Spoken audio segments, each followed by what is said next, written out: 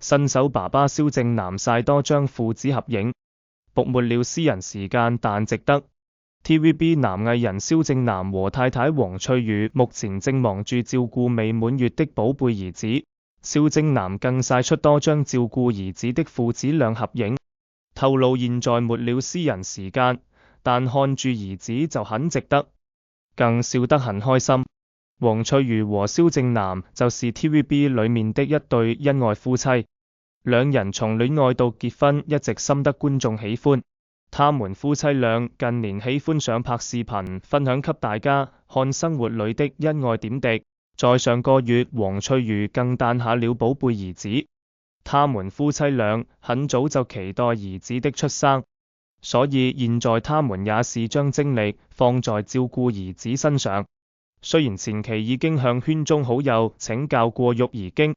但畢竟實操起來還是有所不同的。例如最近身為新手爸爸的蕭正楠也是在經歷身份的轉換，他一次曬出多張抱住兒子的父子倆合影，每張照片中他都穿住不同的衣服，看來他每天都花費不少時間哄兒子。照片中有他開心抱住，也有表情嚴肅的時刻，更有閉住眼睛似乎在睡覺的畫面。